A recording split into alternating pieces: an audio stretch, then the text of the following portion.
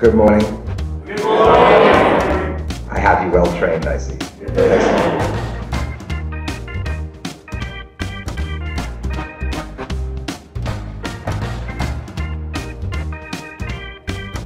I pulled my sword out of the bag, which is actually quite frightening, addressing a big group of people, most of whom you don't know very well. And so this is sort of like my comfort toy. But now they give me this.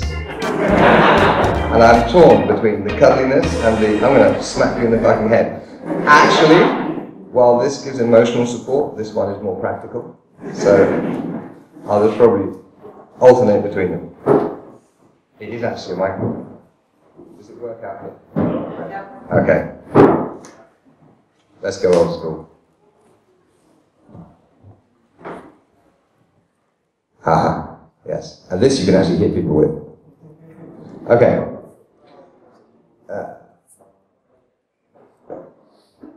So, you may notice that the screen is dead. Because I thought this year we would go completely old school, and I have no technical gadgetry or whatsoever, except this pink lovely thing. And, okay, what normally happens during the course of a year between one Ropecon and the next, and I'm sure for all of you, Ropecon is a sort of event in the year around which other things get sort of judged or planned or arranged. So between one Ropecon and the next, what normally happens is I read a book or I talk to some interesting person or something, and this idea flashes in my head. That's the Realities of Steel demo or lecture for next year. And in this last year, I've had about 10 minor flashes, but no one, this is the thing. So I thought what I would do is, instead of preparing a whole bunch of stuff that you might or might not be interested in, I would just start talking to you about the stuff that I do, because apparently you're somewhat interested in swords and how they work and that sort of thing. I thought I would start with something like explaining how a sword fight works in 4 sentences or less. Take that as our starting point. Discuss something about games, because I'm fairly sure you're all interested in games. Is this correct? Yes? Marvellous, okay, I haven't got the wrong event, excellent. Talk a bit perhaps about crowdfunding and how it works, because it's a really useful tool for getting your stuff done. And at any point during what I am saying, as always, but you guys tend not to take me up on it, I mean it this year, at any point, if you have a question that might lead us into an interesting sidetrack, even if it's only interesting for you, ask it. Yes? So I would very much like it if my plan gets completely derailed in the first couple of minutes and we end up talking about stuff I had no intention of talking about at all. That's fine. Okay? So I do sort of have a plan, but let's not take it too seriously. This basically models actually what I do in a class. When I'm teaching a swordsmanship class, I have no idea, usually, who's going to turn up. So it may be 3 very experienced people, 6 beginners, and 8 people somewhere in between, or it may just be 5 people who have been training for 2 weeks, or it may be 20 people who've all been training for more than 3 years, right? In those circumstances, you cannot plan. So what I do is I have this vague idea of, I should like to make these people better swordsmen than they were when they arrived, which is the general idea. And then I set them something to do, and usually somewhat in the first 10 seconds of the warm-up, I have this pretty clear idea of what they actually need as a group, and a pretty clear idea of what most of the individuals in that group actually need. And so that gives me my class plan. I would love to set all of you some sword fighting exercises, watch you for about 10 seconds, and that will give me my plan for the next 90 minutes. But that's probably impractical. So we'll just have the, shall we say, the interruption model. I'll blather on, you interrupt when you feel like. Is that fair? And we even have a squishy mic that I can throw at people. Yay, well caught. Yes. So if you're going to ask a question, try and catch hold of the squishy mic so that people can hear your question. And that also saves me the bother of repeating it. Now, let us start with sword fights. The name of this lecture over the last dozen years or so has been Realities of Steel, because there's this idea in the Ropecon organization hierarchy that I know how sword fights actually work. This is not true. I have never been in a sword fight, and there are very, very few people living today who have been in a sword fight. What I do know is what a bunch of people who have been in real sword fights have written about it. Yes, and I can cross-reference that with what a bunch of police officers and soldiers and people who deal with deadly force on a professional basis, what they have to say about what they're doing, and I can make cross-references between them and come to some kind of idea of what a sword fight is supposed to be like. Now, in my opinion, a sword fight should be like this. I pull out my sword, I hit you, you die. That's it. Yes? Sword fights should not happen. Sword murders should happen. Yes? If your opponent is fighting you back, you have done something wrong. Because what should be happening is, as you strike, you are striking in such a way that they only have one reasonable response. Anything else and they will die. If they do that response, you have a prepared counter. So when they do it, as they are obliged to do, you hit them with your prepared counter. That's the theory. In practice, the other person is of course doing exactly the same thing, and in practice what tends to happen is Heikki falls asleep. Good morning, Heikki. He was on night shift all night. This is traditional. Heikki has been falling asleep in Realities of Steel lectures after doing the Saturday night shift, but every year for about a decade now. Yes, lady behind him with the knitting needles, please do stab him. If you see the hat go down like this, just a gentle poke will bring him back. Although we might just let him sleep, he's earned it, I think. Okay, so, I've studied a lot of different sword fighting systems. I've read a lot of books on the subject. I've done a lot of practice. And in all of that, there are these general tendencies, general rules, heuristics, if you like. You're all games players. Heuristics, you know what I mean, yes? Rules of thumb. Which all of these systems seem to follow. They follow them in different ways. They express them differently. But they all seem to follow the same basic pattern. So, first things first, you have to establish what does winning a sword fight actually mean. And this, believe it or not, is massively culturally determined. Yes? You can kill your opponent, but lose. Yes? If you do so in such a way that destroys your social credit. Yeah? You can kill your opponent, and yeah, you survive the fight and that's it, and that's okay, but it doesn't really constitute a win because you gain nothing by it other than the next few breaths. You may kill your opponent and that is sufficient. And here's the odd one. You might kill your opponent and in doing so die, and in doing so nevertheless achieve your aims. And so you cannot really be said to have lost because you accomplished what you set out to do and you only paid a price you were willing to pay.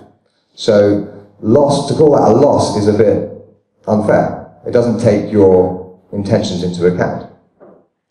Yes? Aha! Yes, give the man the pink cube of death. Yeah, I only thought that only applies in social situations, but in battle is different. Interesting point. No, battles are predominantly social events, right? Because the dynamics within armies are entirely social, right? People will follow bad officers if they like them. People will follow good officers even if they don't like them. But fundamentally, any group of soldiers, the way you beat them is fundamentally you get them to run away.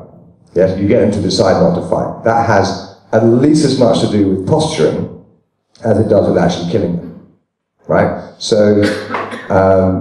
Victory in battle, again, it is entirely cultural and dependent.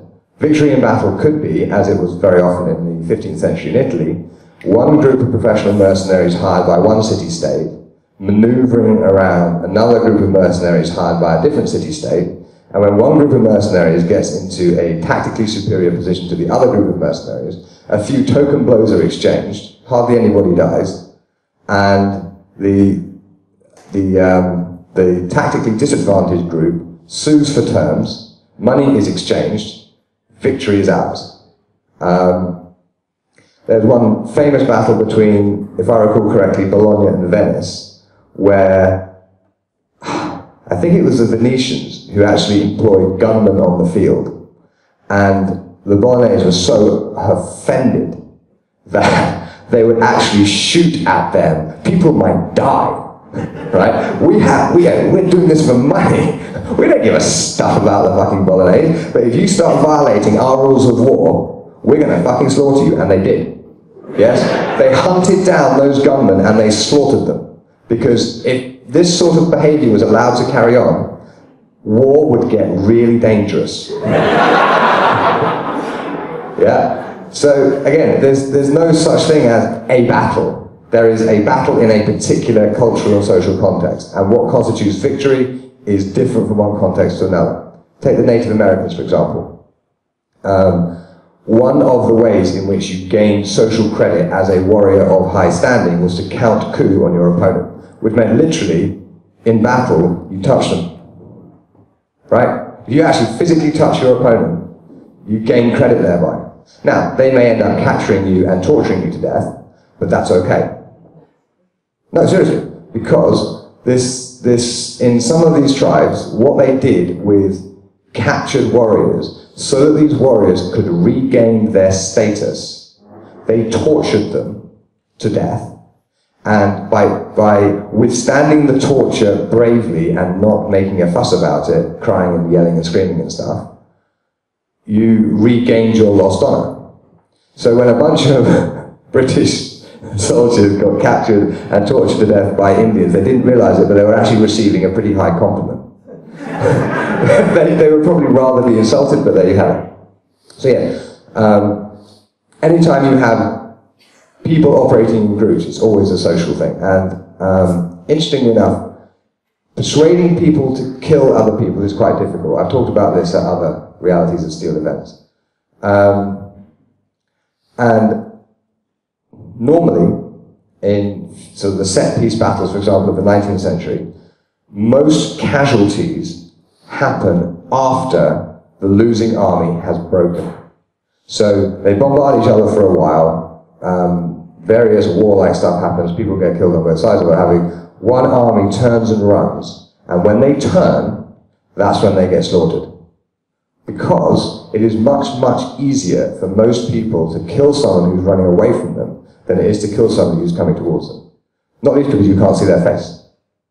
Yeah, which is why, incidentally, in a lot of peacekeeping operations, even fairly recently, soldiers would often go around without their helmets, to the annoyance of their superior officers. But they know they are much less likely to be shot by the enemy if they look like a person. As soon as they stick a helmet on, they look like a stormtrooper from Nazi Germany or from Star Wars. God knows where Lucas got his inspiration from. Right? And by dehumanizing themselves, by basically hiding the shape of their head, making their face look different, they become easier to shoot at, which is a critically important thing. Yes? Give the man the pink cube of death. I'm glad to see, by the way, you're taking me seriously about the interrupt me with questions thing. I still haven't got on to telling you how sword fights work, but I'm getting there. Yes? Then again, how do you see the idea of wearing a mask or a very scary helmet, simply to scare your opponent? Okay, this was done, and there are some fantastic... How many of you saw my armour yesterday? Yeah, isn't it fantastic?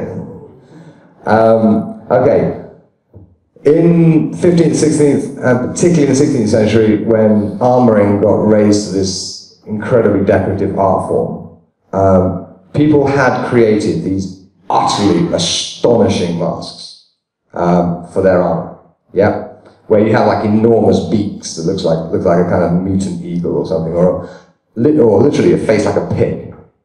Yeah. There's one very famous one in the Leeds Army Museum in the UK, which has not just spectacles but also horns. Right? It is fantastic. And the idea was you wear it to look scary. Just a second. You wear it to look scary. Here's the thing. I think once battle has joined, once you are past the posturing bit and you've got from the standard kind of 4 possible responses to violent threat. There's fight, flight, posture, and submit. Once you've got past posturing and you've decided not to run away or submit and the fight is on, then they may actually convey some advantage because you look terrified. And a terrified opponent is more likely to turn around and run away, so you're more likely to be able to chase after them. This business about the helmets is more about people who are further away from you and who are hiding, in an office building somewhere with a sniper rifle. It's more for that sort of context. Okay, yes, you had a question. Give the man the pink cube of death. Yes. It does, doesn't it? Yeah, just fantastic. It is, and what we're looking at there is this incredibly sophisticated artistic expression in steel, which nonetheless, if somebody was wearing it and in full armor and had a hoofing great poleaxe and was coming towards you quite fast, you would be terrified and you probably wouldn't notice the stubble, but maybe it gave them that slightly more rugged look. Like you need it when you're in arms. Yeah, good point. Question over there. Hand the man the pink cube of death. Good catch. I had a sort of like several rides of these. Yes? Their armor usually had the helmets, and they had the mask with wearing. Yes. I can hear you. Their mask wearing usually like death's heads. Yeah. Like a skull masks. Okay. Did they try to intimidate these opponents, since some rights are not easily intimidated? Well, they're people too, and they did sometimes run away. So the only reason I can think of for going through the discomfort of wearing a scary mask in battle is precisely because it's supposed to have a psychological effect on the enemy. Some people will be more affected by it than others. And also, having just something over your face does offer some measure of protection. But I think it's the scariness of it that we're considering at the moment. Incidentally, there was, you'll just have to bear with me with this. This is fantastically exciting. Because in 1606, a guy called Niccolò Giganti wrote a rapier treatise, and in it, he referred to a second book he was writing, which would cover some other stuff, right? And everybody thought that was just flim-flam. But 2 years ago, in the Walden Library in London, which is sort of managed by the Wallace Collection, a chap called Piermarco Terminello found the 1608 Giganti. And we all went, ooh, right? And the rest of the world cared not a stuff. But we were all terribly excited, because here is this promised book, and in this promised book, he has all sorts of non-standard rapier situations, right? His first book has rapier and dagger. His second book has magic stuff like interesting ways of defending against a cut by avoiding backwards like this and then striking like that. And interesting ways of defending yourself with only a dagger against a man with a spear. Now you laugh, but just last weekend we had a week-long seminar called the Fiore Extravaganza at my school, which always ends with a tournament. And in this tournament, because the theme of the extravaganza had been fundamental swordsmanship ideas expressed across different systems, we had covered Italian longsword, German longsword, spear, poleaxe, rapier, sword and buckler, German messer, which is like a machete, all of that stuff. So in this tournament, we allowed the combatants to choose whatever weapons they wanted. So they could have a go at expressing the fundamentals of the art rather than following a specific system, which is not our usual approach, but it has its uses. And quite a few people went with a dagger against a spear, mostly just to try, mostly not in the expectation of actually doing terribly well. But actually, quite a few of them, with a dagger against a spear or a dagger against a sword, actually won. Because if you get that first parry, if you get control of your opponent's weapon, then you're in range. And at close quarters, the dagger is way, way better than the spear. Yes? So, in Gigante 1608, he has this thing where you have your dagger like this, and he has his spear like this. And what you have to do is you have to pretend to be afraid, right? Which will encourage him to attack uncautiously. So the whole point of it is to generate an over-vigorous, over-committed, overconfident attack, because that is easy to get control of, and then you charge in and you murder him, as is your right. Yes? But, so this whole business of generating fear in the opponent is risky, because particularly in a one-on-one suit, you can't really do this with battles, although Battle of Hastings, 1066, let me just say, it is the last time the English have lost a battle on their own soil. Just saying. Right? In 1066, the Norman invasion of... Well, they're a bunch of fucking Vikings, really. Right? The Normans invaded Britain, and they were met on the south coast by King Harold and his not-so-merry men, and they stood on a hill, and they had their shield wall, and the Norman cavalry went against them at least a couple of times, and each time they broke on the shield wall and they went back again. And the Norman commander, William, who was later to be known William the Conqueror because of this one moment, right? He persuaded his army to go one more time and then turn around and run away like they were afraid.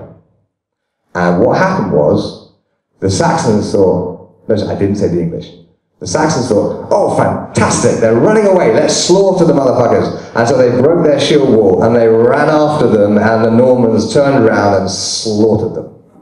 Right? So, this whole business of fear, it's complicated. If only King Harold, before he got an arrow in the eye, if only he had read the 1608 Gigante, he would have known. So, I digress. Or rather, we all digress. Now, I was planning on showing you fundamentally how sword fights work across all systems. Okay? Does that sound like a reasonable next step? Alright. Heiki's still asleep, sort of asleep. Nicodemus, can I borrow you for a second? This is not scripted or planned. Oh shit. Okay. Now, he has a sword. He's also left-handed, but we will forgive him just this once. No, that's fine. You be comfortable. Okay. Now, fundamentally, the problem is the weapon. The great thing about sword fights, as opposed to unarmed combat, is there's really only one thing you need to pay attention to, which is your opponent's weapon. Yeah? If you are in control of that, and you have control of your own, then the fight is basically secured. Okay? So, if you just send it gently towards me in some sort of fight, there's a strike to my head. Okay. Should we call this the problem? Okay? The solution is, no matter what system you study or how you do it, as the sword comes towards you, you get it out of the way, and while it is still under your control, you hit them. Yeah? That's it. Yes? You control the weapon and you strike. Now, of course, if, let's say, no, that's fine, you do what you want, that's fine, I don't mind. Okay, so there are lots of different ways to do it. Let's say he stabs me in the face, and I control the weapon and strike in one single action. That would be a furious exchange of thrust, for example. Which is a little ad break, which you could do in our Audatia card game. Okay, so you can, as that comes in, you can exchange and strike, which is controlling his weapon and striking in a single motion. So the next layer of this is do it in the shortest possible time. Okay? So as he comes to strike, this is okay, But this is quicker. And because it takes less time, it is harder for him to deal with. Yes? Fairly obvious? Fine. Now, this leads us to, what if his sword is in the way? Okay? Well, it's quite simple. If I'm sending the sword towards his head and he puts his sword in the way, I go around. Yeah? If his sword is actually in the way, I can go around it. Yeah? If his sword, he only thinks it's in the way, I can go around it on the same side. Yes? So, here it is. With a sword, all systems tend to divide the blade into at least two parts. There's the strong bit near the handle, and there's the weak bit near the point. And what you do is you hit them with the weak bit, and you defend generally with the strong bit. But let's be a bit more generic, because this works with shields and spears and daggers and whatever the hell. Okay? Let's call this bit your shield, and let's call this bit your sword. So you defend with a shield, you strike with a sword. So, what happens is, when his weapon comes towards you, you put your shield in the way and hit him with your sword. If your opponent's shield is in the way, go around. Do it all in the shortest possible time. That's it. Got it? You are now all master swordsmen. All you have to do is follow that. Because here's the thing, if you are in control of your opponent's weapon, it cannot hurt you. And there are lots of ways to do that. So, for example, Fiore has, and many other systems have also, things like, I need to put this down for a second.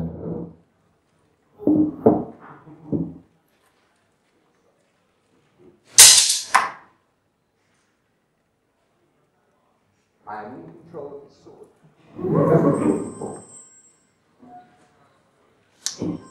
Oh, and of course, we do that with sharps, and I still have all my fingers. So yes, you can do it. It's in Fiore's book. Fiore is always right. Fiore loves us and wants us to be happy. He would never leave us wrong. And yes, you can grab sharp swords if you do it right. So that's basically how you win all sword fights. If we switch to a different weapon, you can see how the same idea is expressed differently in a different system.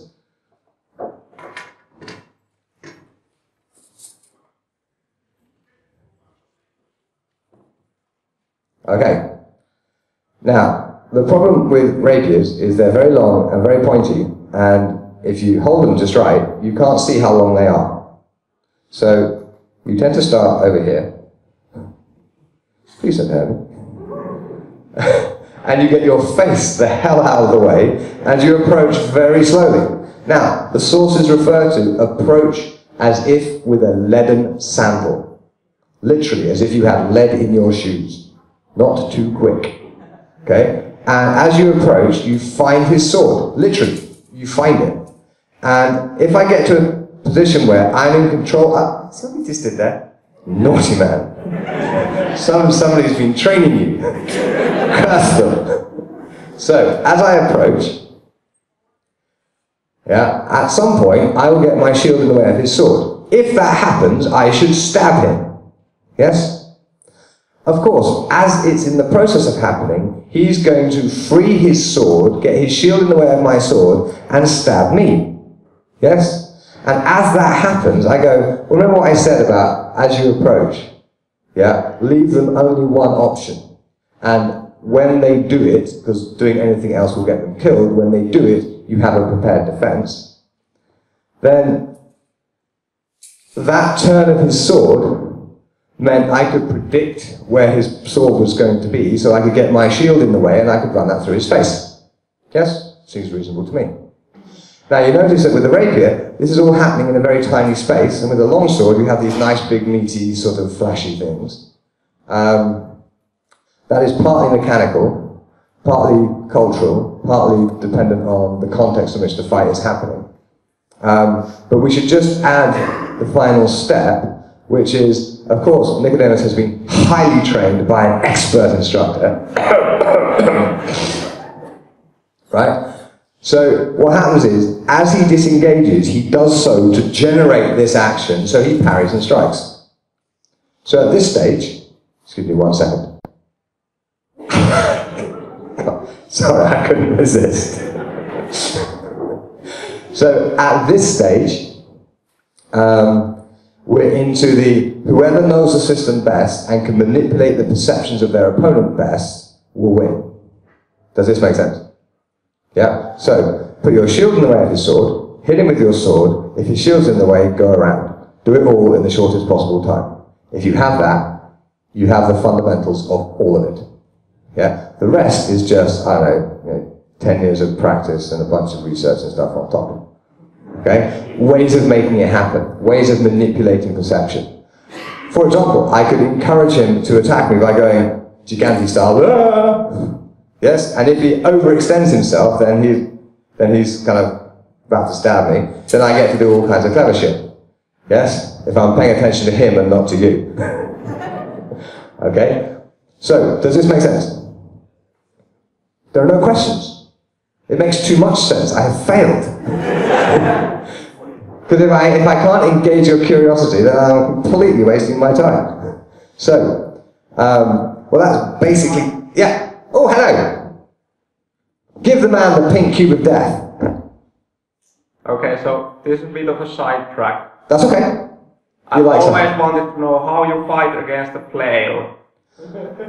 Oh, nice one. That is a good question. Do we have a flail?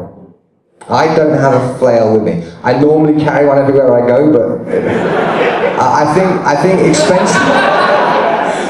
Yes, let's tie a very expensive, delicate piece of machinery to the end of a stick and hit people with it.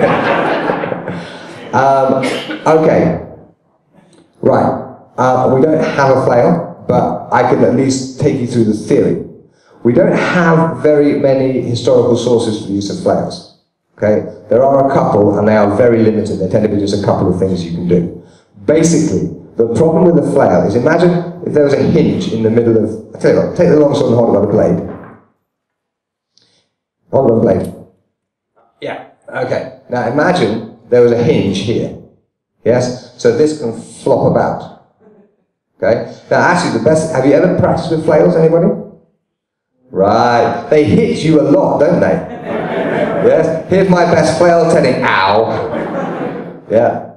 Personally, I like my weapons a bit more predictable. So the problem is, let's say there's a flail coming at my head and I do something like this. Yes? It's going to fold around and hit me in the head.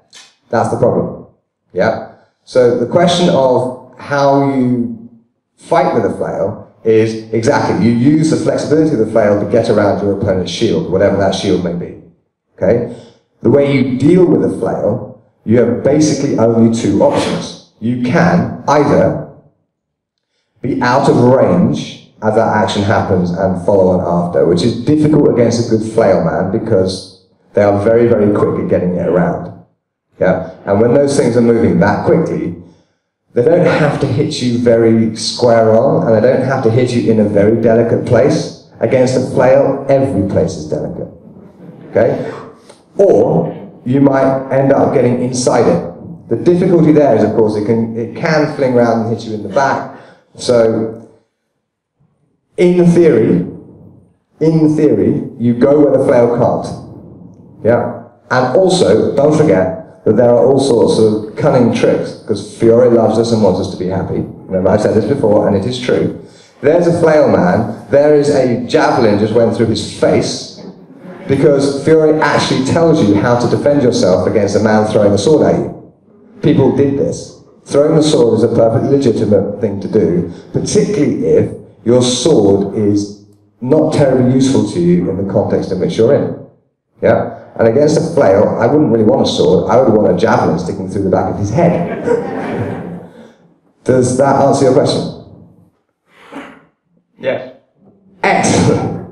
Oh yes, we have another question over there. Pink cube of death, pass it on. Good throw, good catch. About the flail. Yes. Can't you have a sword? Yes. And you have a dagger on your hip. You catch the flail with your sword and push it away and hit him with the dagger.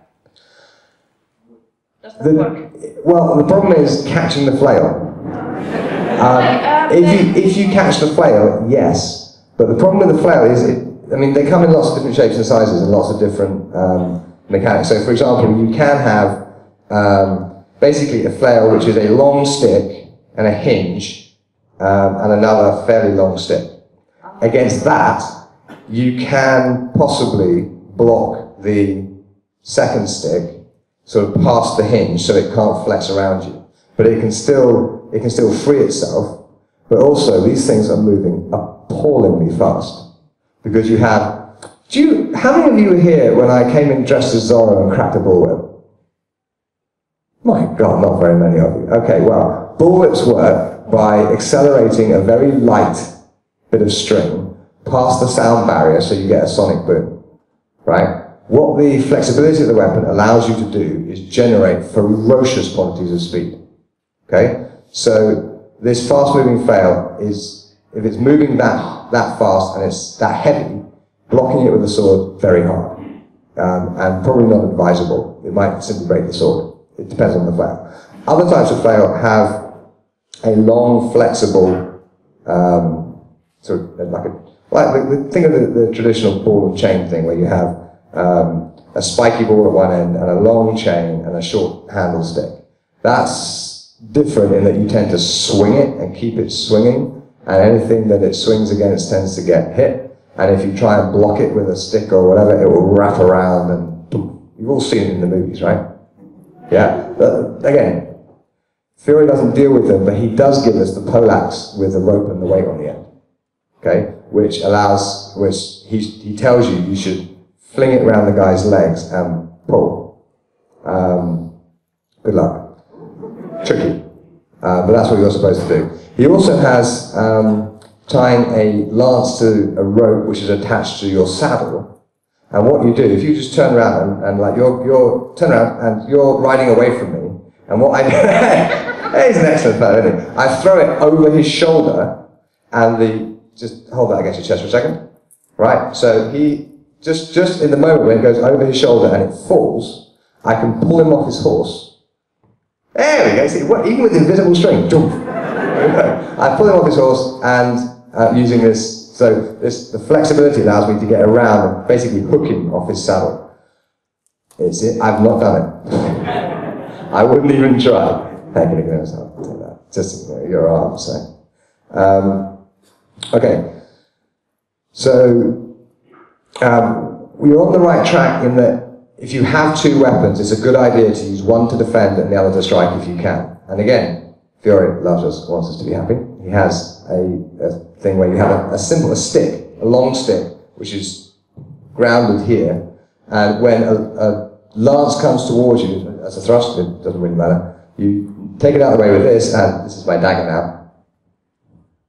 You stab the other guy, so you parry with one and strike with the other. He also shows you, he really loves us, he also shows you how, if you have two clubs and a dagger, and when I say club, I mean a big bit of firewood with kind of branches sticking off it. What you do, I won't demonstrate because we didn't bring the required equipment, right, is you throw the first one, and then you use the one in your left hand to parry, and you strike with the dagger. Okay, so if you have three, throw one, parry with the second, strike with the third. Same sort of idea. Have we now exhausted the topic of flails? Oh, question over there, yes. Throw the man. Good throw. I must say, you guys are very good at throwing stuff. Yeah. Don't ever come to my class when we're doing sword throwing defensive stuff. We'd get slaughtered. Yes, sir. Yeah, not actual question, but commentary. Okay. In Okinawan Kobudo, Okay. the traditional sai technique is exactly that. You carry three sais, and you throw the first one, you block with the second one, and you kill the guy with the last one. My response to that is, the Okinawans must have studied Fury.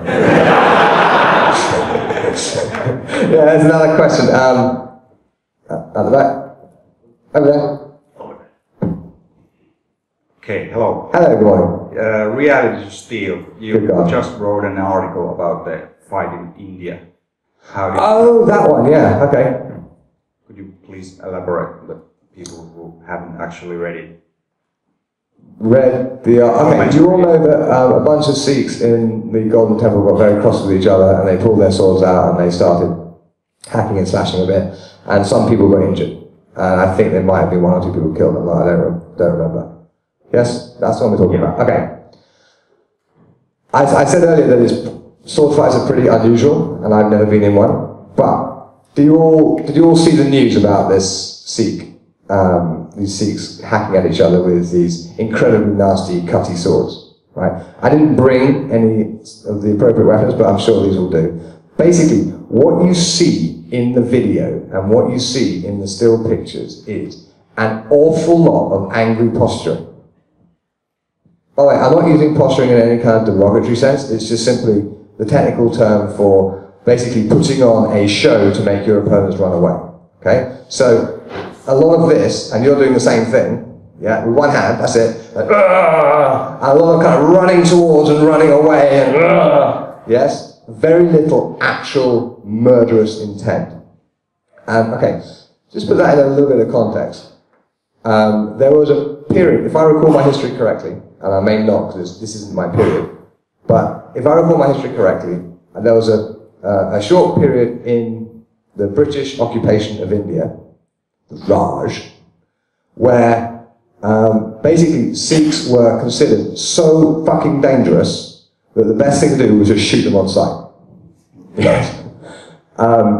This is a culture that has just the most fantastic variety of bladed weaponry. I mean, they have the most incredibly cool shit. You saw it in a Tarantino movie, he probably got it from the Sikhs, right? Stuff like these special steel rings that they have in their turban, which you take them off and you throw them, and it is basically a razor frisbee.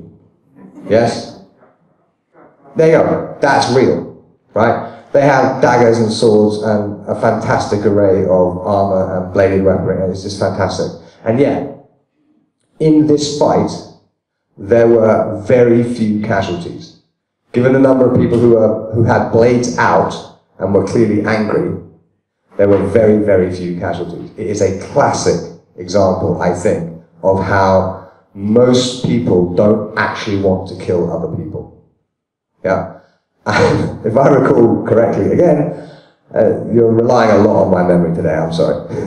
But if I recall correctly, the whole argument was about who spoke first at a celebration.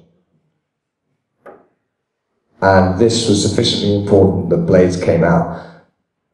Fights are always cultural. I mean, we would say, fuck it. I mean, I have 2 small children, and it's just axiomatic. The youngest goes first. That is the law. Yes, because if anybody other than the youngest goes first, the youngest pulls out a sword and starts slaughtering people. Yes, she knows it is her right as the last born to go first in every game. Right, so we just accept it and move on. And you'd think the Sikhs would have come up with a similar system for avoiding bloodshed in their temple, but apparently not. Does that answer your question? Yeah. Yeah, okay. Oh, okay, the guy just in front of you? That's it? Hello, thanks. Back to the topic on different weapons, and we covered flail, but is it true that staff weapons are superior to swords? Hell no! Let me qualify. Okay. Staff weapons are extremely effective in the right hands. Absolutely.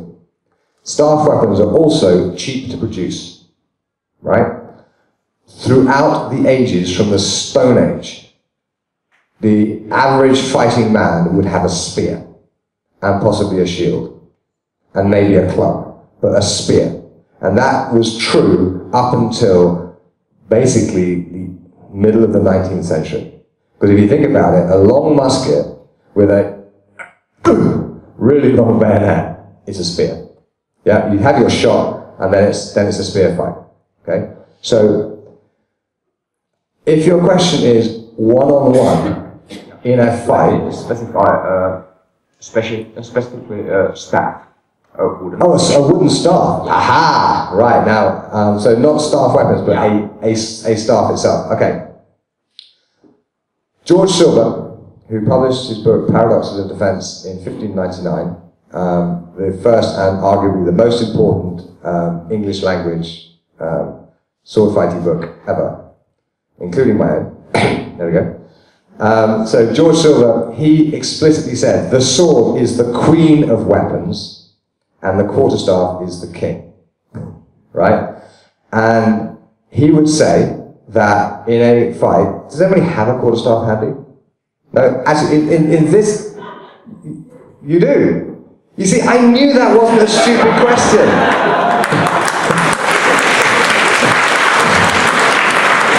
Wow. You guys came to quick. Thank you, sir. I'll be careful with the crystal on the end. Oh my God! This is the best quarterstaff ever!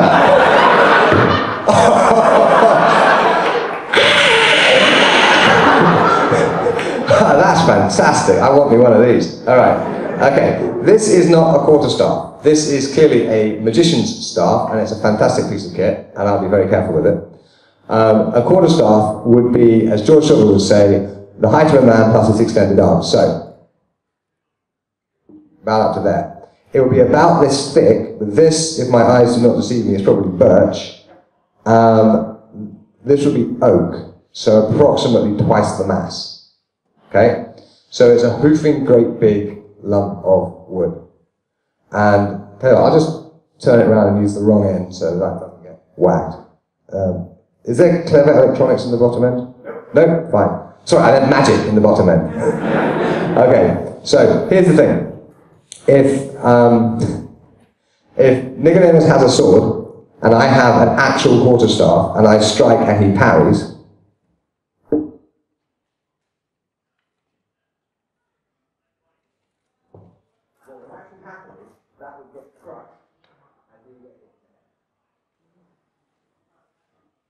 you cannot parry the end of a staff with a sword. The mass is too great. But Fiore loves us and wants us to be happy. Have I said that before? And he explicitly tells us how to deal with a heavy stick. Okay? Which is pretty much the same way you deal with a quarterstaff. You deal with a poleaxe.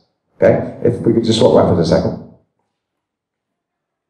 Okay, so this overwhelmingly hard strike comes from above, crunch, yes? And you put a sword in the way and it will collapse because there's just too much energy there. So what you do is this.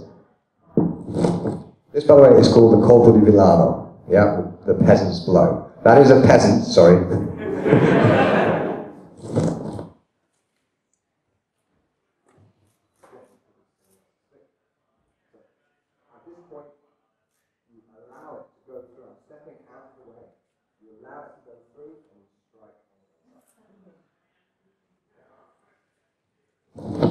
So you don't oppose the mass of the weapon, you simply let it go by, putting a structure in place that makes it difficult for it to change direction, and strike on the other side. Difficult to do. Let me give you another example. God, I need to get my dates right. If I recall correctly, this is 17th century, but an Englishman who was captured by the Spanish boasted in his captor's hearing that he, with his quarterstaff, could handle these Spaniards with their pointy rapiers, right? And so he was invited to the court of, I believe it was a duke. Incidentally, if I tell you a story like this, and you want the actual details, because I don't keep necessarily firmly lodged in memory, drop me an email at some point, and I will send you the reference, and you can look it up for yourself, so you know I'm not making shit up. But what happened was, he was invited to prove himself in the court of this duke. And they said, well, so how many of us Spanish gentlemen do you think you can take? And he said, any number under 6. And they were like, okay. So I think it was 4 or 5 of them came at him. And within a few seconds, at least 3 of them were dead. And the others had been soundly beaten, and there was, again, I need to check the stats of exactly what happened, but basically he killed several of them and the others were soundly defeated. And it was generally reckoned that yes, he had clearly won without any trouble at all. The Spanish Now this is a different age. The Spanish were so impressed by this prisoner of war's act of prowess, they gave him his freedom and sent him home. Isn't that cool? So, the staff, to answer your question, the staff is a superior weapon to the sword in single combat. There, I said it. But, unless they have magic ends, swords are way cooler.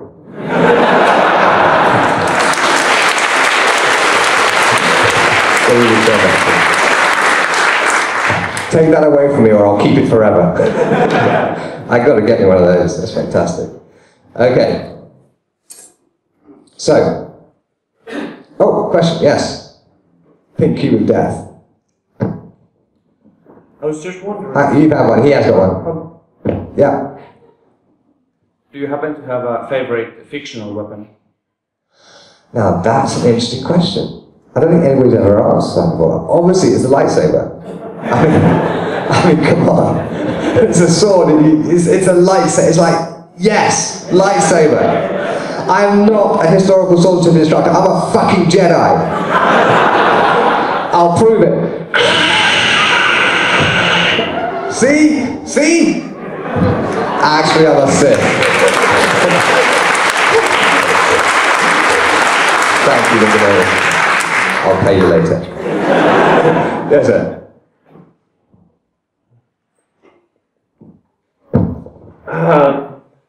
I have a question. Yeah. What is your idea about a reason of close combat weapons in sci-fi universe, not post-apocalyptic, but in sci-fi like Mass Effect or something similar? Your idea about? Okay, I have to confess to utter ignorance of what Mass Effect is. Oh, sorry. No. So basically, be really specific, and I can answer your question. Star Wars, like, right. What is your reason that would be the return of the close combat weapons when there is like ranged weapons, but there are space fights and stuff? Okay. In other words, why do they have blasters and lightsabers? Is that the question? Or normal swords, and even then there's guns. We already asked that. Swords are way cooler. Okay. It's a fair question. Why would you have a gun? Why would you have a sword when you could have a gun? Yes? Why would you have a lightsaber when you could have a blaster? Why would you just have an ordinary blaster when you can have a ship-mounted blaster? Okay. Personal weapons are always going to be with us because people like them, and also because you don't always want to obliterate the entire ship. Sometimes you just want to shoot a single person. Like, hey, wake up. Yeah? So, people also, okay, it's just nice having one.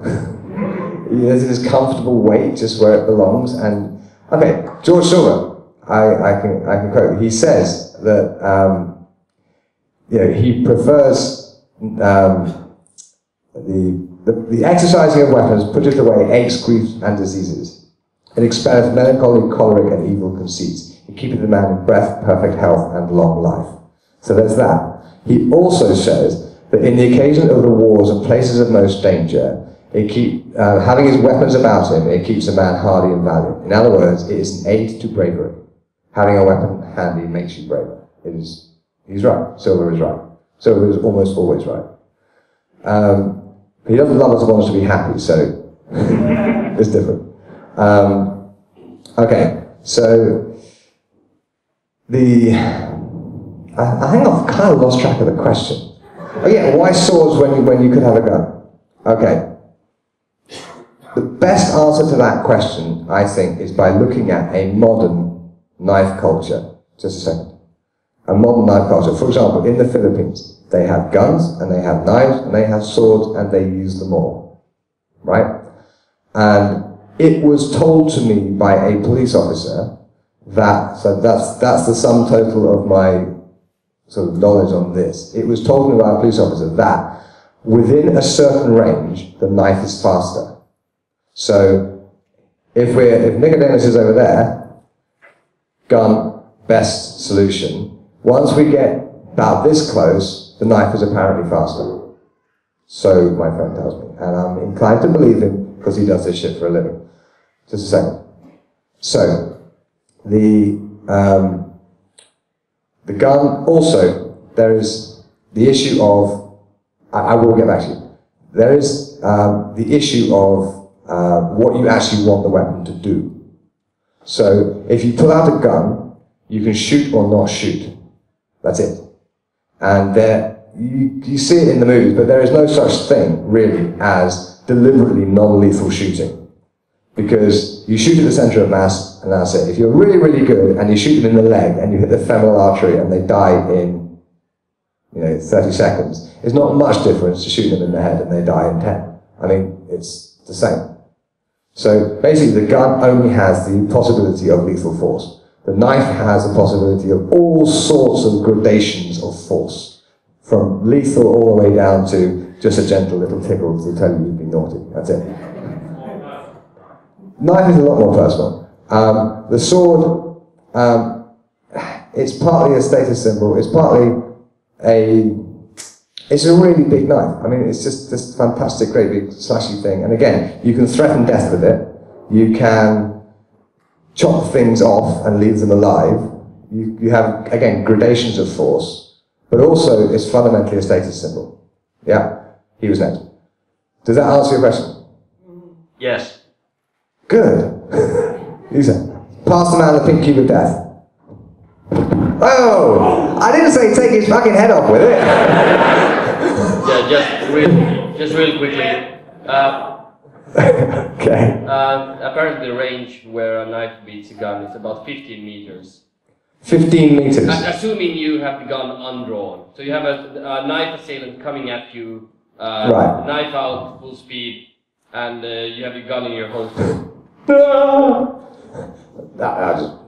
So apparently, this was actually some police training article. Yeah, that basically gels with what my friend was telling me. 15 meters is a bit too big for what we can do in here, but yeah, that sounds pretty much the same. Good. Okay, you had a question? Are you aware of I am not exactly sure if he was a Scottishman, an Irishman, or an Englishman. Okay. In the Second World War, he decided, I have trained my whole life, bows, spears, swords. He took a longbow into battle. And a sword. I believe he was playing one. And he actually captures almost a whole company of Nazis. Yes, because they're fighting with the sword. But you're aware of the guy? Yeah, of course. Okay. Yeah. I mean, I've seen the pictures of him actually, wading up with a hoofing great big basket-hilted broadsword. And I've also heard of a different guy who took out sentries with a longbow, which is kind of cool. But yeah, we have another. Hang on, wait just 1 second. I'm right-handed, so I tend to kind of think in this direction, but there hasn't been any questions on this side of the house at all. Ah, there's one over there. Throw the man the pink cube of death. You can have your question later. Good morning. Okay. God gave man his hands. Okay. If we go back to the swords, would you describe the grip?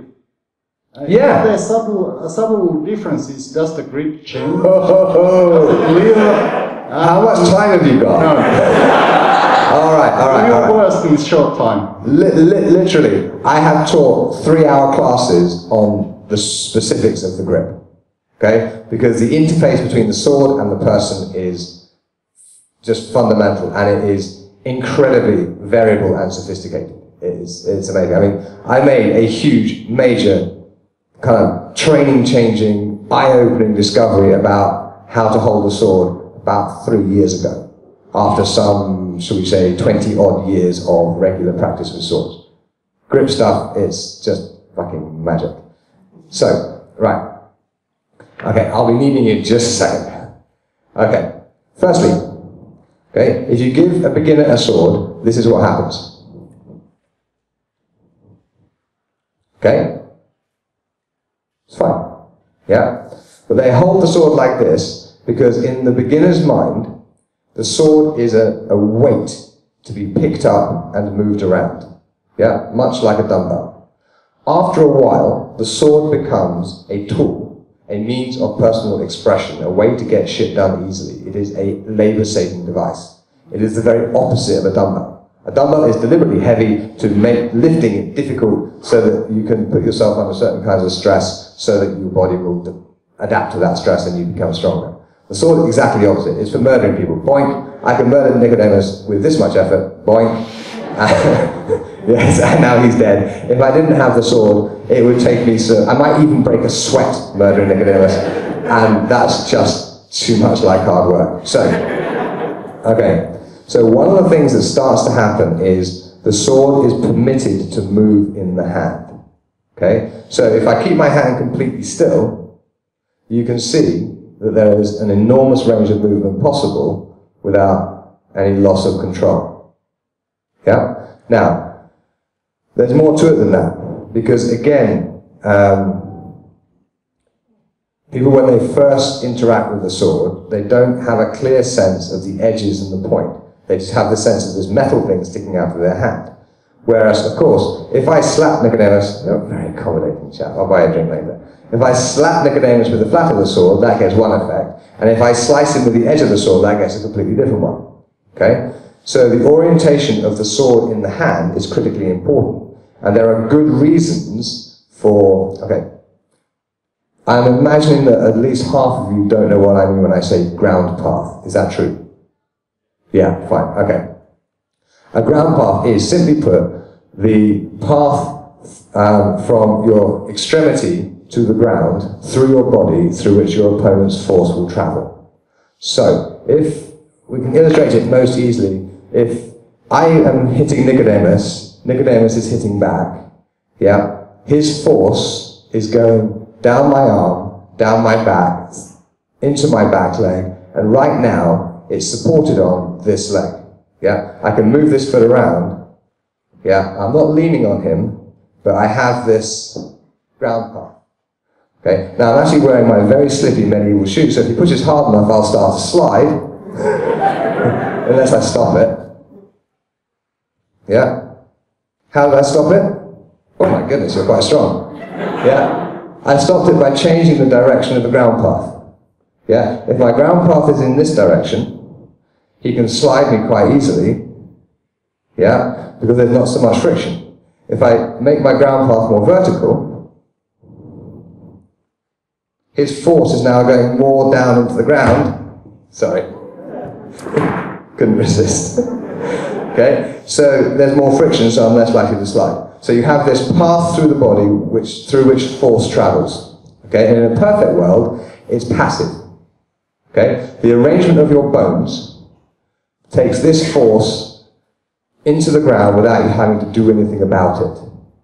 Okay? Which means when you strike with a sword, and Newton was also right, though he definitely didn't love us. As far as he's concerned, we're all a bunch of fucking heretics. Right? When the sword hits the body hits back. That force can, if it is stuck in the weapon, will deviate the sword off its proper path. If it is stuck in the arm, you get kind of this much force going into him because the reflection gets stuck. If you can ground it into the ground, then you can basically, the feeling is not strictly literally true, but the feeling is you can get your entire body behind the strike. Now, if the strike is linear, you can literally get your entire body behind it. Yeah? So you have a ground path that goes from the target, through the sword, into the ground. The weak point is the grip. Because the grip has to support the ground path. It has to allow it has to be arranged in such a way that the natural structures in the hand through which force can easily be managed are arranged behind the bit of the sword that you're striking with. So if I'm striking with the point, just generally, if I'm striking with the point, I need to arrange things so that the force, as it comes in here, the force, instead of going out through there, goes up into my hand and down through my body into my foot. Go ahead and push. It's better for you if you push from closer in. That's it. That's like the slip. So as you can see, he can push me back, but he can't deviate the sword from its path. Yeah? My entire body weight is behind that strike. Okay? If, though, just 1 second, take the pressure off. If my hand is in the wrong place, go ahead, that force, ow, yes, that force basically collapses my fingers. Yes? So, by having my hand in the right place for this action, I can take that force coming back from the target and root it down into the ground. Okay? Now, it gets more difficult. I told you, I can go on about this for hours. So if you get bored, you don't have to leave, you can just ask another question. But trust me, I'm loving this shit. Okay, so, if I'm striking, the force is coming in through the edge. Okay, so I'm delivering force with the edge, and the edge is delivering force back into me. Yes? Every action has an equal and opposite reaction. Newton again. So, just give me gentle pressure with the finger. Okay, that's it. So, at this point, this is much more difficult because the force, instead of naturally being directed towards my hand, is being directed at basically 90 degrees to the path of the blow. Sorry, the path of my natural ground path. So what I have to do is get on top of it, and the pressure goes into my ground path. Do you see? And the knuckle of this hand, from Nicodemus's pressure, the knuckle is turning white. So that force, at least some of it, is going into my hand, and thus can be safely rooted into the ground, which means you hit much, much, much harder. Because if I, again, just gently, if I have my hand in slightly the wrong place, all of that force goes into moving the sword relative to my hand. Yeah? Does this make sense? So, this business of the grip, what you have is a fantastically sophisticated and complex device. I mean, this is... Okay, they say the brain is the most sophisticated structure in the galaxy. This is its most pure expression. It has extraordinary capability. I mean, I learned to touch type like 18 months ago, and it was incredibly hard, and now I don't even think about it, and I'm going da-da-da-da-da-da-da, writing shit and what have you, and it's fantastic. And my fingers just do it, and I don't even have to think about it, and it's, okay, you guys have been touch typing since you were 5, well done. Me, I learned it at the age of 39. Yes, I came to it late, but I still got there, because the hand could do all this incredibly complicated stuff. It, to my mind, is something of a heresy to take the hand and turn it into a club. Yes, it is, all of that sophistication that you use for touch typing is available to you in the manipulation of the sword. And so long as the grip that you are using is optimally adapted for the forces that you are trying to generate and the forces you are trying to absorb, then your grip must be correct. Is that a complete answer to your question? Very good, sir. That's the heavily edited answer to the question. Alright, over there, he was next. Oh, there we go.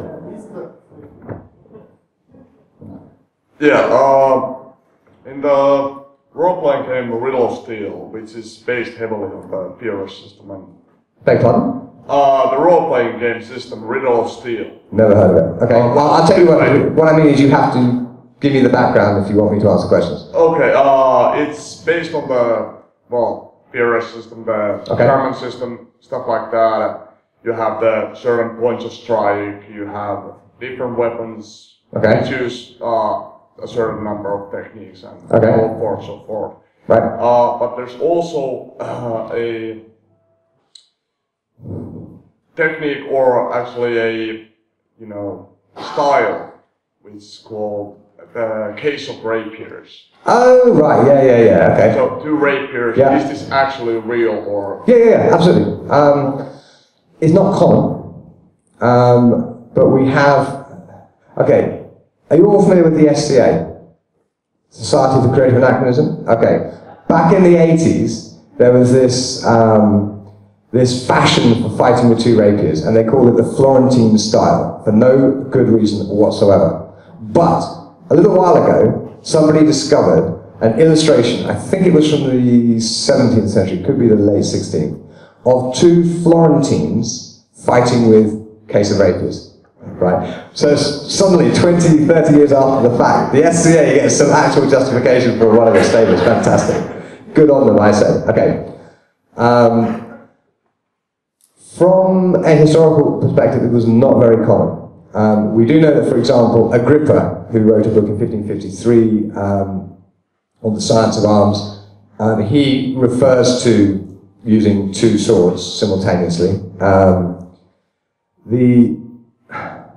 The actual case of rapiers, and there are some surviving examples, is where, okay, if I just take two rapiers, because of course I happen to have two rapiers, this is me, okay, and I put them together, okay, they don't fit very well, do they? Right? So what happens is, in a case of rapiers, you take out the bits of metal on these sides, and you flatten the inside of each handle, and the blades come together. And you can put both blades into a single scabbard, and it looks like you have a perfectly symmetrical sword hilt. And what happens is, you pull out your sword and go, ha ha, and then ka-ching, and your opponent goes, fucking Florentines. Yeah, so, okay. Yes, it existed. No, it wasn't very common. It's not necessarily terribly practical because the blades can tend to get in the way of each other. So basically, I think if you were very well trained at using that particular combination, then it might convey some advantage because it's unusual. But let's put it, I wouldn't recommend it. Does that answer your question? Yes. Excellent.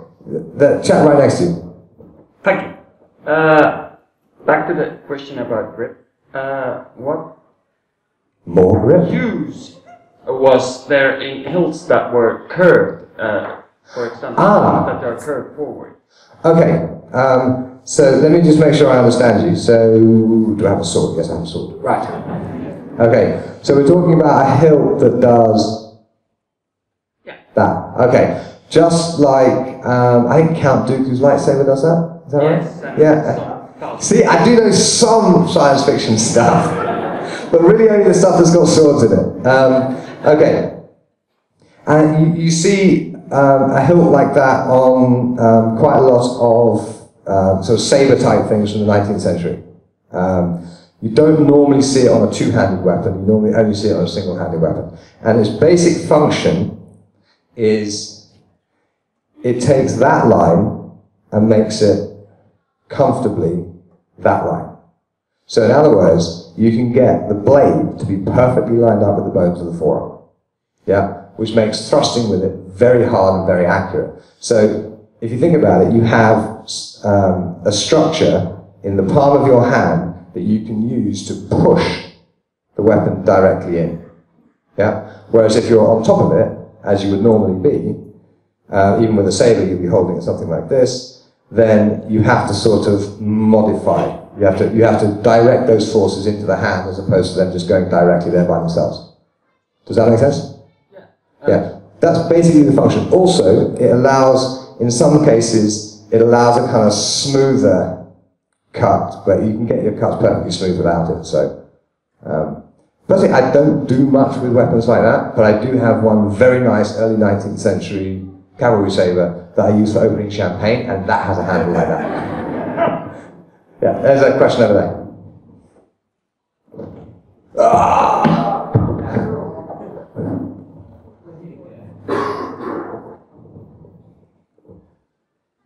So, how much protection does a leather armor provide? That's a good question. Leather armor, we're talking about boiled leather. Yeah, boiled leather. Okay, there's a distinction to be made between sort of soft leather armor, like, for example, the buff coats that were worn by soldiers in the English Civil War, which are pretty effective. And they're just very thick leather coats with some padding underneath. And what they're good at doing is sort of deflecting blows that aren't perfectly placed. You will cut through it eventually with a sword, but it'll take some work. So even soft leather armor has been fairly popular because, again, it's relatively easy to make and it's relatively cheap. Okay. I've noticed you, we'll get back to you next. Unless you have a comment or an interjection. No, fine. Okay. Boiled leather armor, I mean, we know that it was used in Roman times. And it's been used off and on pretty much ever since. The advantage of boiling the leather is, of course, it makes it kind of hard and very difficult to penetrate. Against cutting weapons is excellent. Against penetrating weapons like a javelin or, God forbid, a gun, not so good. The main advantage of the boiled leather armor is it is cheap and easy to make. And incidentally, this is why the world went from Bronze Age to Iron Age. It wasn't that the iron was superior, it's that it was a tenth of the price, and because it's much more readily available. So leather armor has always been around because it's cheap and easy to make, and it works quite well. Steel armor, like my fantastic steel armor, is very expensive, don't tell my wife, and much more effective, but much harder to make, so it comes at that price. Does that answer your question? Yeah. Excellent. Chap in the ring t-shirt. Oh, good shot! Sorry, Table. Alright, on the subject of armors. Yes. Let's say you're in the unfortunate situation. You're a swordman facing a fully armored, say, a knight in full plate armor. Yeah. Apart from just knocking the guy down and stabbing his face. Good luck with that. It might work. But what else might be a good way to get rid of the guy? Pay him.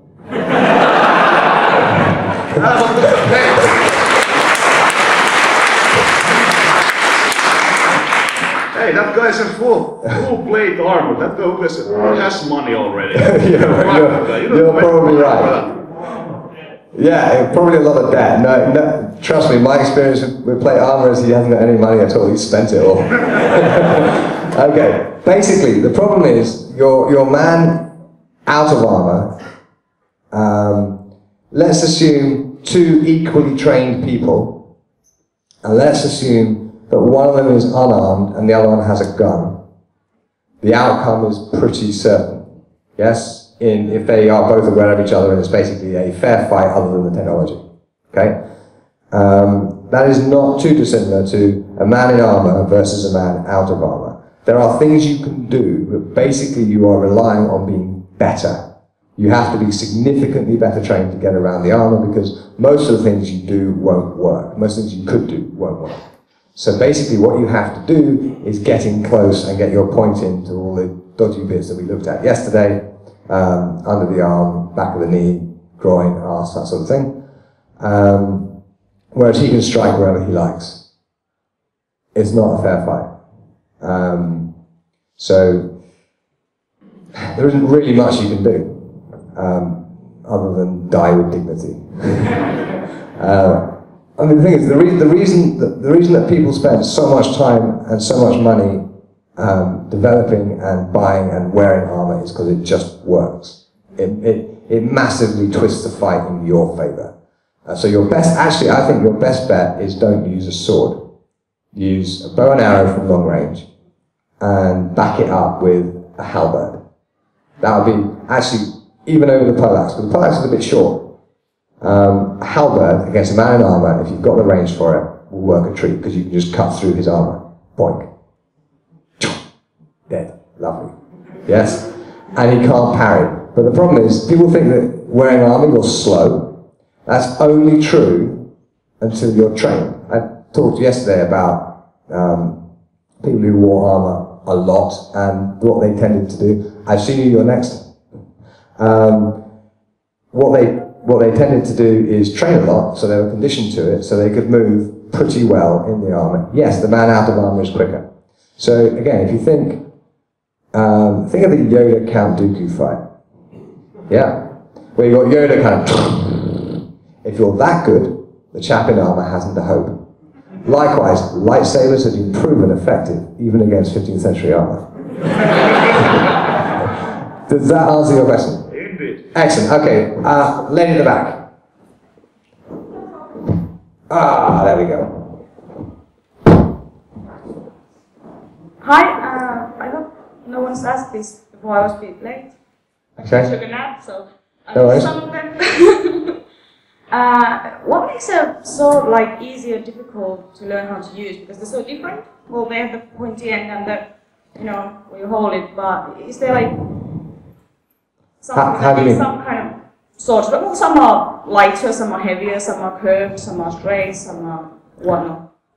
So, within different types of sword, what makes one or other easier or harder to learn? Yeah. Yes. Fine, okay. Basically, it boils down to complexity. If the system that you are training is relatively simple and the weapon is only needs to move in a certain restricted number of ways, and you're tending to use gross motor movements, it tends to be easier to learn. Okay? So, I've actually noticed that for most people, it's actually easier to learn a sword held in one hand than a sword held in two, which strikes me as illogical, but who am I to argue logic against neurology? It's just a fact. So, while this is not a good choice of an example of an easy weapon to learn, something like, for example, a messer or a falchion, yeah, or a short saber. They tend to be fairly easy to learn because basically what you do is this.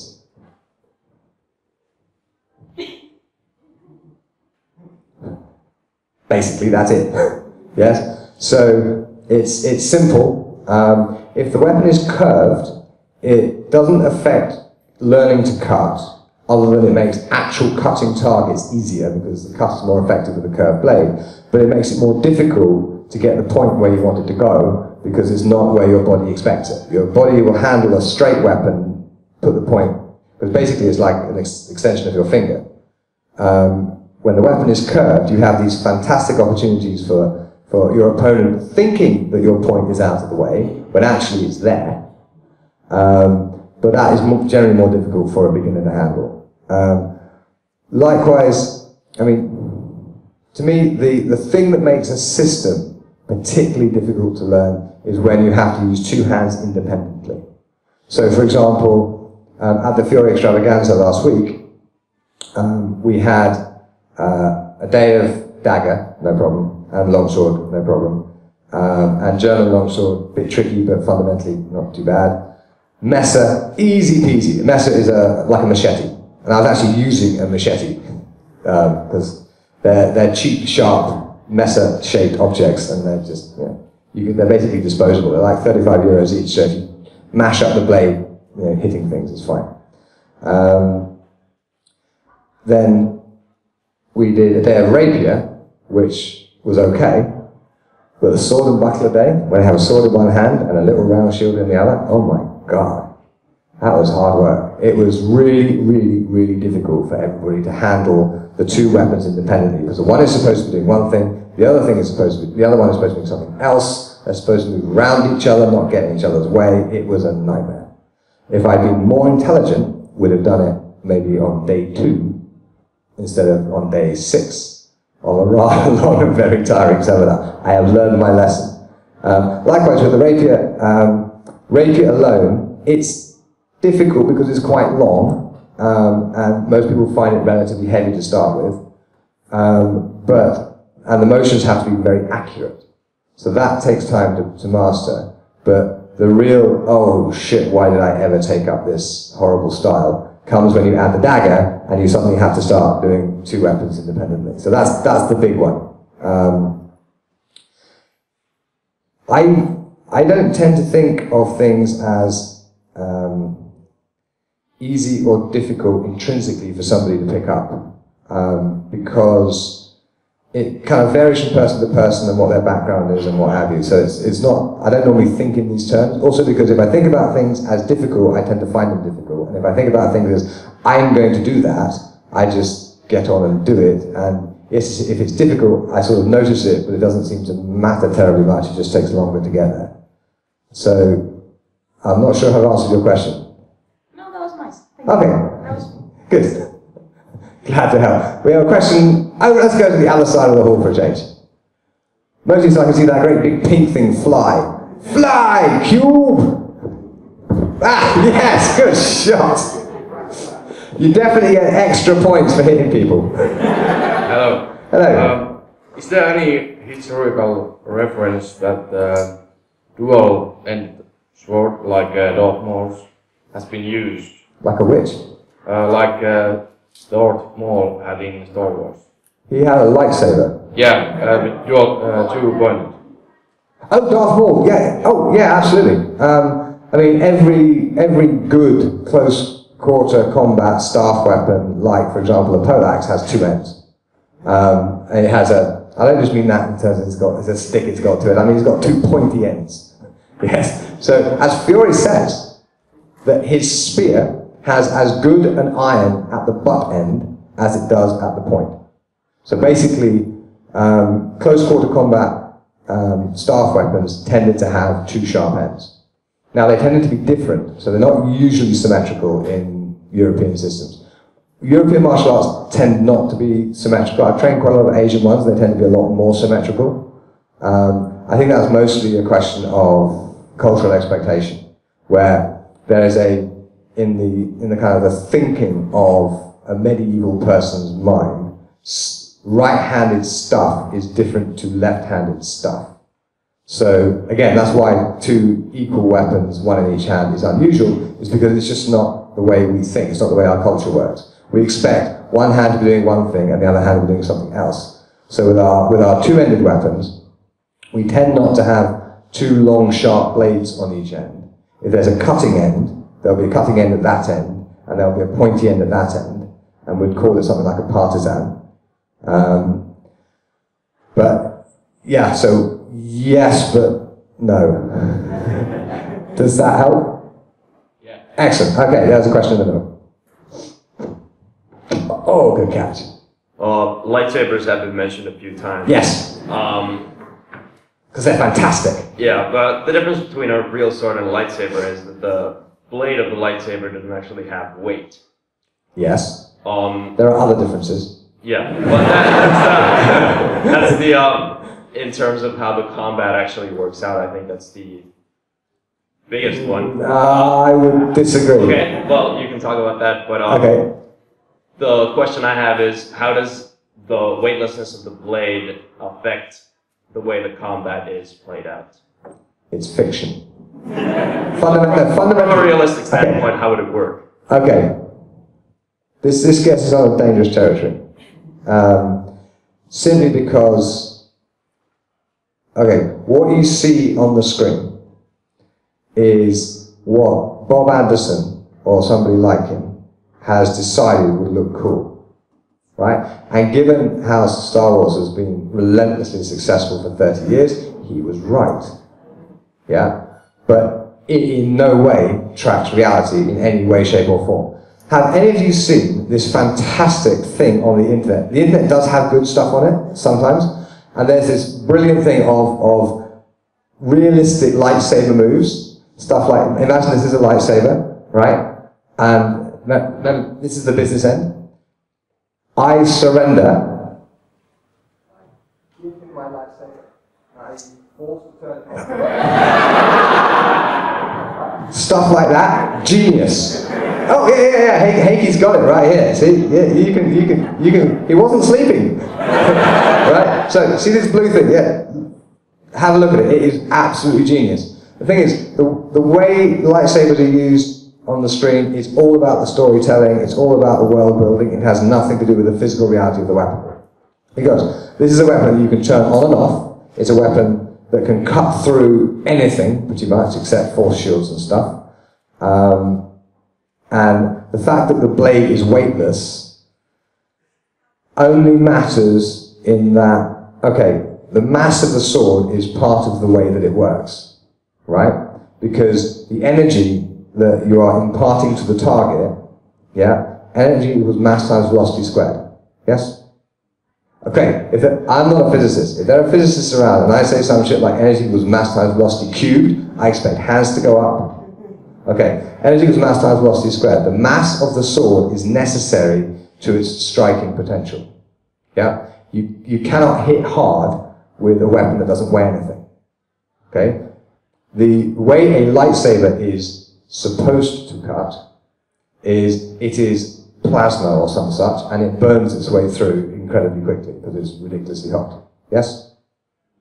Yes, am I getting my Star Wars physics right or wrong? Star Wars physics I care less about than actual real physics, but there we go.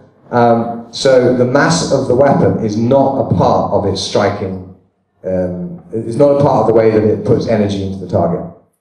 Yeah, the mass of the sword is. So a sword that has no mass is useless unless it is incredibly hot, right? In terms of handling, basically I think lightsabers handle like shit.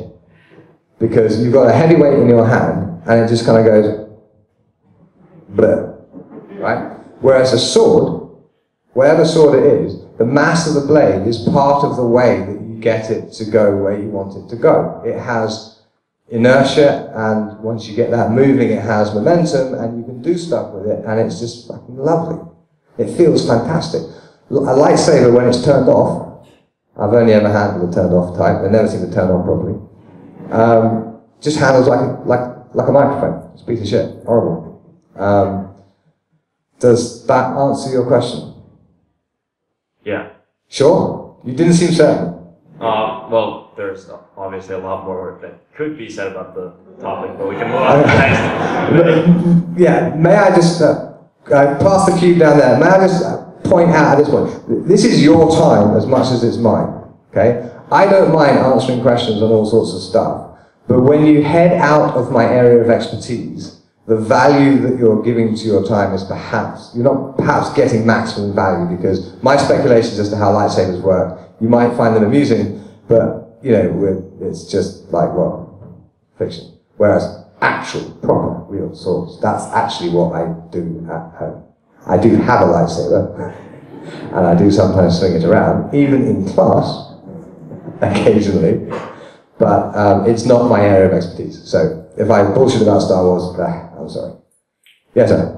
Okay, in between science fiction and the more historical stuff, modern age melee or close combat weapons. Yes. Like what? We have nightsticks. Police have riot shields, and there's. They look a lot like Roman legionaries, don't they? Yeah, they do. And then we have. Have you looked at their use, or like sprays, tasers? Okay. And also the fact that in modern days, since we're trying to be more civilized, we're also trying to be non-lethal and not kill anybody, so it just seems to be lacking. Yeah, okay. Let's... Alright. I like hitting stuff. There, I said it. I like hitting stuff. Boing. So my interest in kind of modern stuff like tasers and sprays, well, we have a spray, right? We have the trick Polax in Fury, which gives poison dust out the end. That's kind of a spray. Yeah, that I'm sort of interested in, but I would much rather hit somebody than blind them with poison dust. I'm just not ninja enough for that sort of shit. Remember, I am a Jedi, not a ninja. I said that too. Okay. I find the riot police stuff interesting because you have things like, you have shield walls, you have short weapons, you have ballistic weapons, where people throw rocks and what have you, and how shields deal with ballistic weapons. A lot of it looks to me pretty much like I imagine some skirmishes or melees back in Roman times might have looked. I mean, the software is different, but they didn't have TV cameras back then. But the fundamental context is fairly similar. Where it differs is, of course, the use of lethal force, which is frowned upon these days for good reason. So, basically, once we pass about 1800, my interest starts to wane. So, when, for example, students of mine who have worked as riot police in nasty places talk to me about it, I am interested and fascinated, and we have all sorts of lengthy discussions about how this might track with that, and how, oh yes, and back in this 16th century book he said this, and he goes, oh, that's exactly what we do when we do this, and it's like, oh, that's fantastic, that's interesting.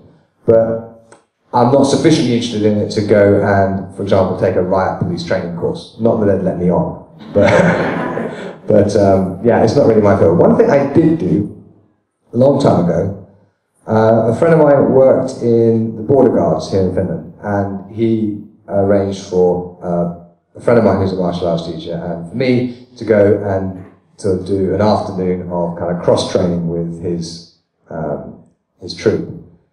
And we were doing stuff like noticing that a man in modern combat gear, including the sniper plate, so with all the armor on, using an ASP baton, is dealable with in exactly the same way as a man in 15th century armor stabbing you with a 15th century dagger is dealt with, right? It's the same.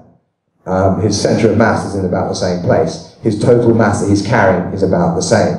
The vulnerable points are a bit different. The modern guy is a lot more vulnerable in most areas, but his breastplate can actually stop a bullet, whereas the 15th century one doesn't. So there are advantages. So there's a lot of interesting cross-training to be done. It's just not really my field of interest because it doesn't necessarily track back. My interest is in getting the 15th and 16th century stuff right. So, for example, I have a student who's a security guard, and when he's handling a client, he said things like, what he likes about the Fiore stuff, the early 15th century stuff, is that we don't use pain controls, right? We don't, stick a thumb somewhere where it really hurts, generally, to make somebody do what we want. We put them in the sort of lock where if they don't go down on their face, their arm will break. And so the body just goes down because it would rather go down than be broken. So we use sort of mechanical controls rather than pain controls. And he says, well, this works brilliantly on somebody who's dosed up on whatever drug kids today are killing themselves with, who feels no pain. His body still works the same way bodies work, so he can plant him on his face and get the cuffs on. He doesn't crank it the way I would tell him to, because he's not allowed to break the arm, but he will put them down on their face using mechanical controls, which he learned first in my classes and then got taught again in his security guard training. He got taught how to do it with a little less force. But that's really as far as it goes. So fundamentally, no. That's the short answer. The long answer you just had. Okay, I think you were next. Give the man about the shields, what is a good combination with about a shield size of a Viking standard shield or something similar? Is something what is your favorite or? Okay, I don't do much with shields because shields. The idea of writing down swordsmanship systems didn't seem to take root in Europe until about 1300. Our earliest surviving combat treatise comes from about 1320. So that is after, quite long after, shields were no longer common on the battlefield. People tended not to carry them. That's not strictly true. I mean, Henry V, who fought at the Battle of Agincourt in 1415, and won, of course, it was the French, there we go. He has a shield which is still preserved. I mean, he was a king, so they kind of hung on to it and didn't throw it away.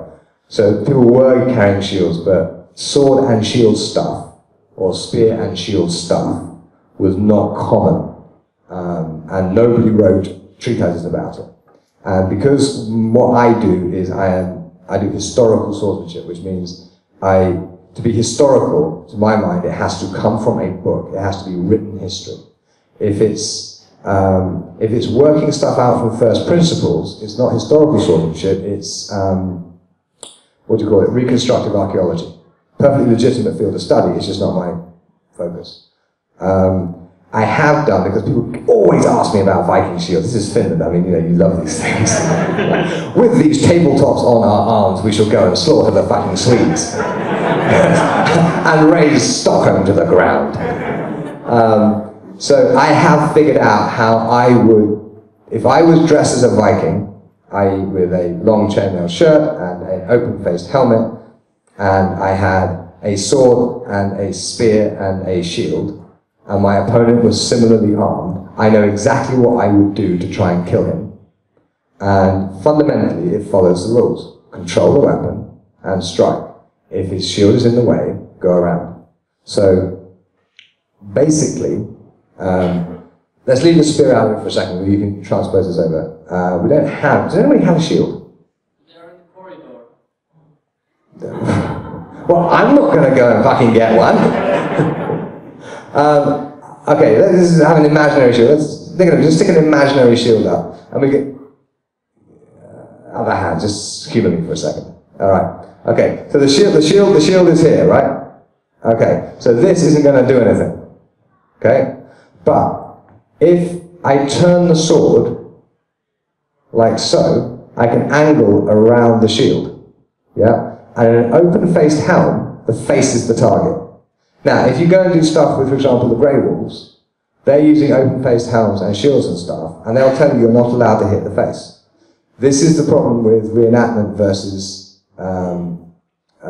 reconstructive archaeology, is that what we would do is cover the face with a protection and make it a legitimate target so you could practice the thing that would kill a Viking. What you have to do if you want to keep the look historical, you have to not use the face protection because it's not correct for period, and you have to therefore change the technique. You always either change the technique or you change the equipment. There is no other way other than to murder your friends, which they keep telling me I'm not allowed to do. So basically what I would do is I would be angling around the shield like so, and I would be using my shield to control his. So that sort of thing. Okay? About, 5 years ago, I did a demo here where we actually went into it in detail. I guess you missed it. Sorry? Who's that? So you saw it? I'm not just making it up? Excellent, okay. And is that pretty much what I said then? Yes. Excellent, good. So yeah, I mean, we have some in the school, and I teach it every now and then because sometimes people want to know how I would murder Vikings. That's pretty much the limit of where I go with this because it's not my fundamental interest. Because there are no documents. There's no Viking warrior wrote down, this is how you murder the enemy. If he did, I think he would describe something pretty similar to what we're doing, because it's the only sensible way I can think of to get around the shield and to murder the enemy. Does that help? Yes. Excellent. But I favor tower shield. What? Tower shield. More. Well, that's not Viking. Style. You said Viking. Okay. Roman shield is carried differently. Roman shield is carried on an arm like this, yes? Yes. So you carry it like that. Exactly the same rules apply. You just go around it. Yes. And the way it was only easier to say. Sorry? It was easier to say. Fine. The fundamental rule is the same. The specifics of how you apply it may change a little bit because the shield's a different shape. But come by the school sometime with your shield, and I will show you how I would murder you. How about that? Okay. Okay. All right. We have a question down the bottom. Do you want the pink cube of death? Oh, good shot. So are there any sources about, say, 16th or 15th century archery in combat context? Okay, that's a very good question. The only one I can think of is Robert Ascham's, not toxicology, what do you call it? Toxology, there we go, thank you very much.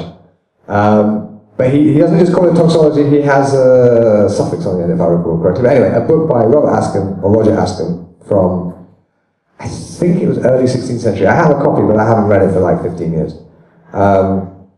And that's not so much about how archers should be deployed in the field, it's more about why archery is a good idea and how you should do it and what the laws are about how archery should be done and that sort of stuff. So basically, not that I'm aware of, but the internet is a wild and wonderful place. And I'm sure your Google foo is just as good as mine. Does that help at all? Sure. Start with asking, is my best advice. Paolo, do you have any preferred styles of bows? I'm English. Of course, the English longbow is the finest bow ever made in the history of the world, and that's the end of the subject. Thank you very much.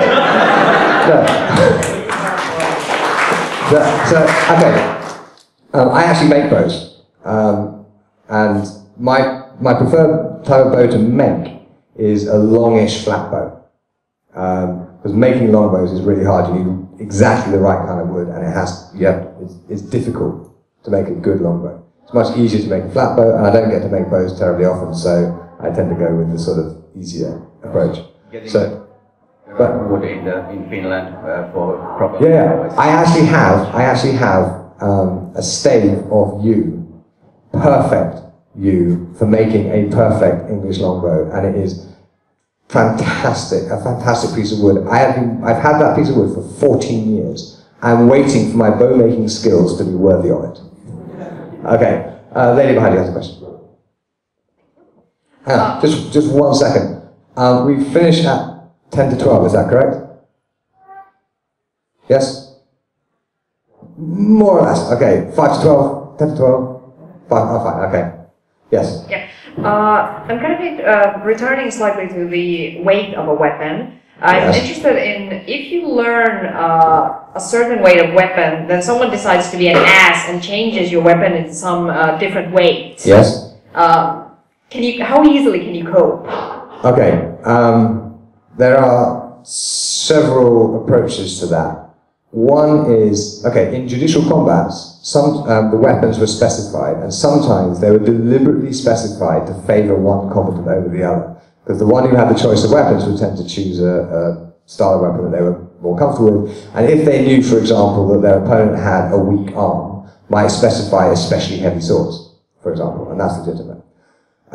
So basically, if the weapon is heavy enough for purpose, but lighter than you're used to, it's easier to handle, obviously.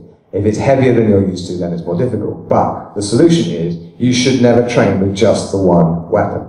You should train with as many different examples that fit the general category of the type of weapon you're practicing, so that you're not welded to or wedded to a specific handling characteristic of a specific sword. This rapier, this is my custom-made, beautiful, gorgeous, lovely, very, very expensive, except the guy who made it is a guy called Craig Johnson. He runs Arms and Armour in the States, and I was sat in the pub with him, and I said, Craig, old chap, I'm writing a rapier book. Would you like to make me a sword? If you do, I will put it in the book. Every time I handle it, every picture of me, I'll be holding your sword. Will you do me a good price? He said, okay. And so, yes, I could actually afford this.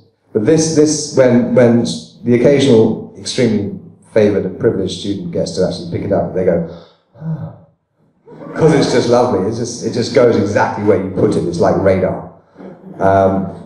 This is not in the same class, but I will often use something clunkier, because if I can do it with a clunky weapon, doing it with my gorgeous, beautiful, lovely sword, it's just easier. So, does that answer your question? Excellent. Okay. We have other questions. Who hasn't asked a question yet? At the back, sir. Give the man the pink cube of death. Okay, just shout. Yes. Doing the da-da-da thing. Yeah, we do that all the time. Yeah. Okay. Right. No, okay. You choose your technique based on what you're going to do with it, right? Technique is subordinate to function. So basically, the guy who does not have armor is compelled to use the how to kill a man in armor techniques, and the man who is in armor is not compelled to use them. So in other words, should we murder Nicodemus again?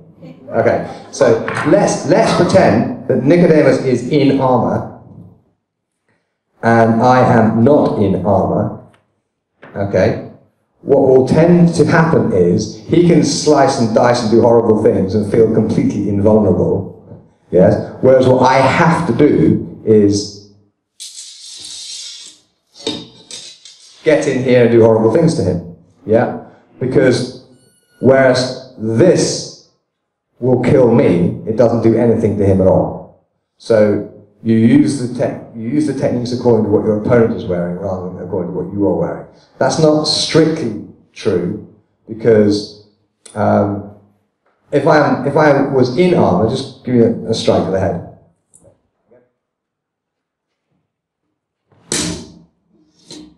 That's the basic idea, right, of armored combat that Fiore shows. First two plays of his armored combat system. So from here, you're parrying with 2 hands on the blade, and you're getting in and you're stabbing it. And it's okay that his blade gets very close to my head. Okay? Look, if you take the moment of contact, I'll show you how far his blade away, how far away his blade is. That's pretty close. If he's in armor, that's fine. If I'm in armor, that's fine.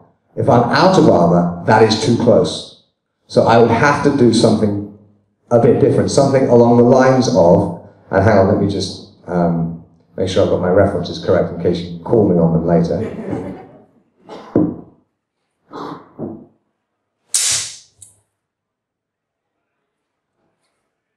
Which, as you can see, I get his sword a lot further away from me, and I'm stepping out of the way while I do it, and then I'm going in.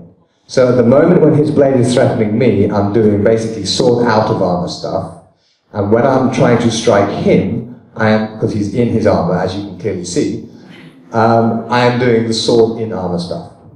Okay? Does that fully answer your question? Excellent. Good. Okay, I think we have time for one more question. Just one. Lady in the back says, stop talking, Windsor. All right, so, yes sir. Pass the man the pink cube of death. Can you tell us about swashbucklers? Swashbucklers? It depends what you mean. The original people who smashed their bucklers. Okay.